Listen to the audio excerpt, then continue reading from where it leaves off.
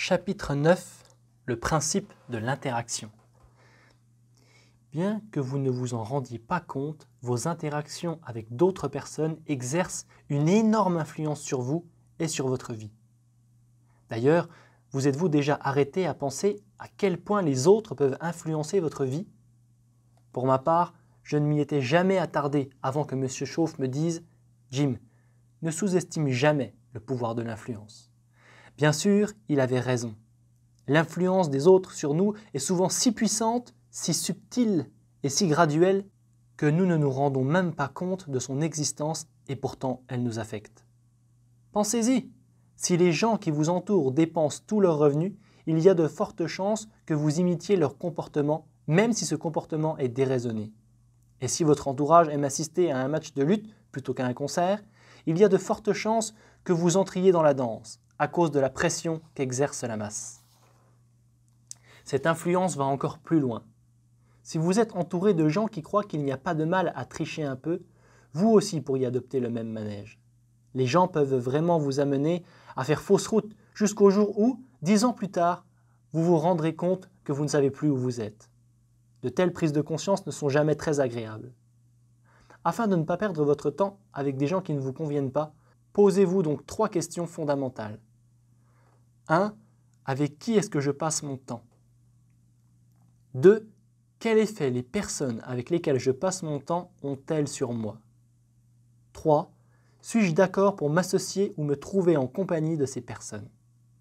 Ne traitez pas ces questions à la légère. Essayez de calculer combien de temps vous passez avec chaque personne avec qui vous êtes associé. Ce temps est-il positif et constructif, ou plutôt négatif et destructif? Vous ne savez pas trop? Alors réfléchissez à ceci. Que vous font-elles faire? Que vous font-elles écouter? Que vous font-elles lire? Où vous font-elles sortir? Que vous font-elles penser? Comment vous font-elles parler? Comment vous font-elles sentir? Que vous font-elles dire? Finalement, après avoir bien réfléchi à toutes ces questions, posez-vous-en une dernière. Est-ce que mes associations présentes m'aident à me diriger vers le but que je me suis fixé?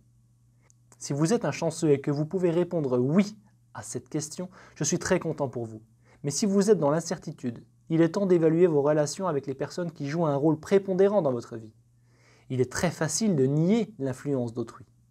On peut prétendre « je vis ici mais cela n'a pas d'importance, je suis avec ces personnes mais elles ne me dérangent pas ». Eh bien, si vous pensez ainsi, vous avez tort. Parce que tout a de l'importance. Il faut s'en souvenir. Tout a de l'importance. Ce livre est différent de bien d'autres en ce sens qu'il traite de la réalité et non de vœux pieux. En fait, l'un des objectifs de ce livre est de vous amener à dire « Fini le temps où je me racontais des blagues. Je veux vraiment savoir ce que je suis devenu et ce que je vais devenir.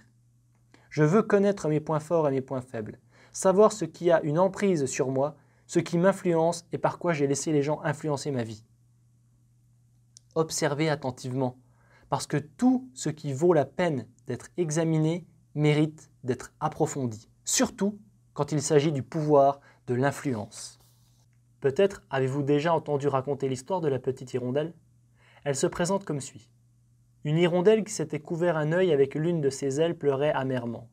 Un hibou qui passait par là lui demanda « Petit oiseau, qu'est-ce qui ne va pas ?» L'hirondelle retira son aile et lui montra le creux dans lequel s'était jadis trouvé son œil. « Maintenant je comprends, lui dit le hibou en clignant de l'œil. Tu pleures parce qu'un corbeau t'a arraché un œil. Non, répondit l'oiseau tristement. Je ne pleure pas parce que le corbeau m'a arraché l'œil. Je pleure parce que je l'ai laissé faire. Quelqu'un essaie-t-il de vous arracher vos rêves? De vous aveugler afin que vous ne puissiez pas les vivre? Il est très facile de se laisser influencer, surtout négativement. Il est très facile de laisser nos associations déterminer la direction de notre vie et de laisser la persuasion nous dépasser, de laisser le courant nous emporter et de laisser les pressions nous sculpter. Est-ce bien ce que vous souhaitez? Êtes-vous en train de devenir, d'accomplir et d'acquérir ce que vous désirez ou de laisser les autres vous voler vos rêves? La dissociation. Si après avoir analysé vos relations présentes, vous vous êtes rendu compte que des mauvaises herbes ont envahi votre jardin d'association, vous avez plusieurs possibilités. Premièrement, vous pouvez vous éloigner des personnes destructrices. C'est difficile, surtout s'il s'agit de membres de votre famille. Mais si quelqu'un dans votre vie semble éprouver un malin plaisir à essayer de vous arracher vos rêves, vos objectifs ou vos croyances, débarrassez-vous de son influence.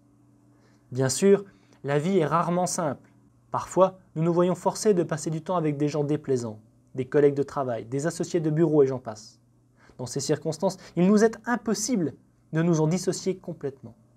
C'est pourquoi il nous faut simplement essayer de limiter ces associations. Certaines associations superficiellement plaisantes peuvent avoir un effet négatif sur votre vie lorsqu'on y songe de plus près. Si vous passez 2 soirées par semaine à boire avec vos copains, votre vie pourrait éventuellement se retrouver dangereusement déséquilibrée. Les conséquences dans 5, 10 ou 20 ans pourraient être désastreuses. Il est facile de rester médiocre. Tout ce que vous avez à faire, c'est de passer votre temps à faire des choses de moindre importance avec des gens de moindre importance. Les gens sophistiqués pèsent leurs actions. Ils savent ce qui est important et ce qui est de moindre importance. Ils vont rarement mêler des choses pareilles. Bien sûr, les gens sophistiqués ont aussi des connaissances.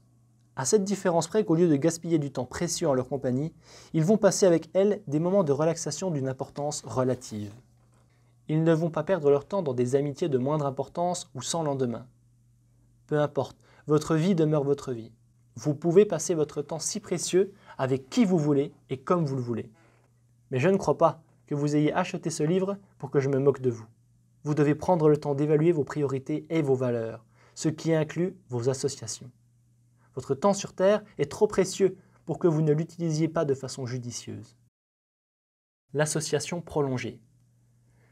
Maintenant que nous avons parlé de la dissociation, abordons un sujet un peu plus positif, l'association prolongée. Voici maintenant comment vous en arriverez à vivre une association prolongée. En passant plus de temps avec les bonnes personnes. Qui sont-elles? Cela dépend de votre but et de vos objectifs. Cependant, il n'est pas faux de dire que de façon générale, vous avez intérêt à vous associer à des personnes qui ont de la culture, des personnes qui consacrent du temps à réfléchir sur la vie et qui accomplissent des choses importantes grâce à la discipline et à la persévérance. C'est ce que M. Chauve me conseilla. Peu de temps après notre rencontre, il me dit « Si tu veux vraiment obtenir du succès, tu dois fréquenter les bonnes personnes. » D'un air ironique, il ajouta « Bien sûr, dans ta situation présente, il te faudra comploter et faire des combines pour y arriver. » Et c'était vrai. J'eus à comploter et à faire des combines pour arriver à connaître les bonnes personnes. À cette époque, lorsqu'on me demandait de faire des présentations de vente, il m'arrivait souvent d'aller stationner mon taco à plusieurs coins de rue de l'endroit où je me rendais. Et chaque fois qu'on me demandait « Dis donc Jim, comment t'es-tu rendu ici ?»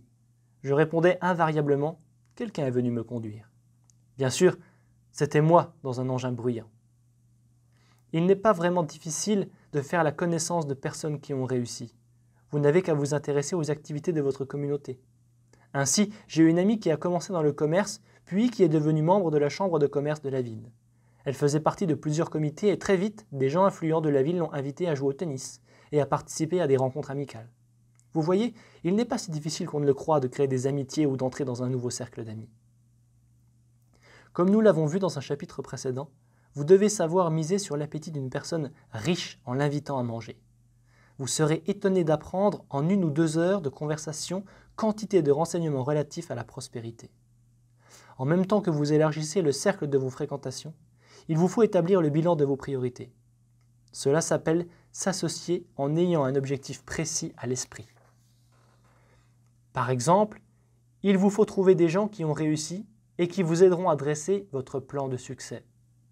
Il vous faut trouver des personnes en santé qui vous aideront à dresser votre programme d'exercice et de nutrition. Il vous faut trouver quelqu'un qui sait vivre et qui vous enseignera les secrets d'un mode de vie agréable. Ne vous sentez pas embarrassé d'entretenir des relations d'amitié avec ces gens. La plupart de ceux qui ont réussi adorent partager leurs connaissances avec d'autres. C'est probablement pourquoi ils ont réussi. Les gens qui ont réussi recherchent la compagnie de ceux qu'ils admirent. Ils savent que l'inspiration et les connaissances peuvent être acquises par l'entremise de bonnes relations ou de mentors. Et je ne fais pas exception à la règle. J'ai eu de telles connaissances et je fréquente une personne avec qui j'aime passer le plus de temps possible. Il s'agit d'un chasseur millionnaire, un grand voyageur et entrepreneur. Cette personne est l'un des plus grands philosophes au monde. Mon ami a beaucoup de talent, mais il en a 2 qui sont assurément étranges. D'abord, il est capable de se remémorer les événements d'une journée en quelques minutes. Il n'a pas seulement la capacité de se rappeler chaque jour, mais je crois qu'il peut se souvenir de tous les jours de sa vie d'adulte. Il se rappelle tous les livres qu'il a lus. Il semble pouvoir absorber toute l'information qu'il apprend. Si j'avais le choix entre partir seul en voyage dans un pays étranger ou qu'il vienne me visiter pour me raconter son voyage, je crois que je préférerais sa visite. Pourquoi ? Parce qu'il ne laisse rien passer qui ait de l'importance. Il absorbe tous les événements comme s'il était une éponge. Son deuxième talent, ses expressions. Lorsqu'il revient de voyage, il nous décrit les détails du pays avec une incroyable précision. Il nous parle des couleurs, des sons, des coutumes et des soucis des gens, des petites expériences ainsi que des pratiques un peu plus importantes qu'il a vécues durant son séjour. Il peut traduire tout ce qu'il a vu, touché ou ressenti en mots excitants et vibrants. Lorsqu'il fait le récit d'un de ses voyages, son auditoire peut sentir les vagues se briser sur les rochers, la brise fraîche du vent du nord, les couleurs et les odeurs de la ville ou de la campagne. Quel incroyable trésor il apporte à ceux qui ont la chance de le connaître. Quelle valeur peut-on attacher à une relation aussi unique ? Je ne sais pas, mais je peux vous dire, en toute honnêteté, que ma chance de le connaître a ouvert le champ de mes connaissances, de ma perception, de mes habiletés, de mon entreprise et de mon code de vie. Où allez-vous déguster vos festins intellectuels ? Je plains ceux qui ont un restaurant favori et qui n'ont pas de penseur préféré. Ils prennent soin de nourrir leur corps, mais pas leur esprit et leur âme.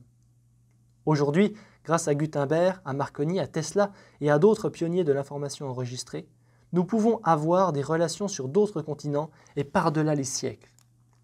Peut-être ne pourrez-vous pas rencontrer telle ou telle personne, mais pourrez-vous lire ses écrits ou écouter sa voix sur enregistrement ? Churchill, Aristote et Lincoln ne sont plus de ce monde, mais leurs paroles peuvent encore nous faire réfléchir, nous inspirer et nous instruire. L'interaction est l'une des 7 stratégies menant à la prospérité et au bonheur. Écartez-vous des mauvaises herbes que sont les influences négatives. À la place, cultivez les semences de l'influence constructive. Vous verrez à quel point votre récolte sera riche.